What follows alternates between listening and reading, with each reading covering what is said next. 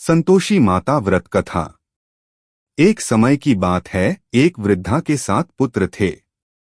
उनमें से 6 तो अपने अपने घर में सुखी जीवन बिता रहे थे, परंतु सबसे छोटा पुत्र अपनी पत्नी के साथ माँ बाप के साथ ही रहता था।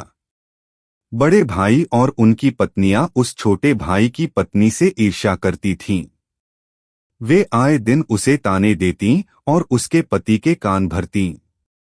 एक दिन छोटे बेटे ने अपनी माँ से कहा, माँ, मुझे भी कुछ काम बताइए, मैं भी धन कमाकर परिवार का सहारा बनूं। माँ बोली, बेटा, घर में जो है उसी में संतोष करो। परंतु बार बार कहने पर माँ ने कुछ पैसे देकर उसे व्यापार करने भेज दिया। वह युवक व्यापार में सफलता पाकर जल्दी ही धनवान बन गया। इधर घर में उसकी पत्नी को ताने सहने पड़ रहे थे। एक दिन पड़ोस की स्त्रियों से उसे संतोषी माता के व्रत की महिमा का पता चला।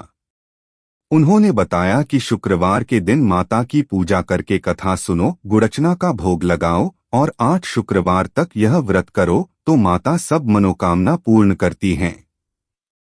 वह बहू हर शुक्रवार व्रत रखने लगी। श्रद्धा से कथा सुनती, भोग लगाती और निर्धनों को प्रसाद बांटती। धीरे धीरे उसके घर की स्थिति बदलने लगी। उसका पति धन कमाकर वापस आया और दोनों सुख समृद्धि से रहने लगे। लेकिन उसकी जेठानियां जलन में आकर नींबू तोड़ने लगीं, खट्टा भोजन प्रसाद में रखने लगीं और व्रत में बाधा डालने लगीं। माता की परीक्षा में भी वह बहू अडिग रही।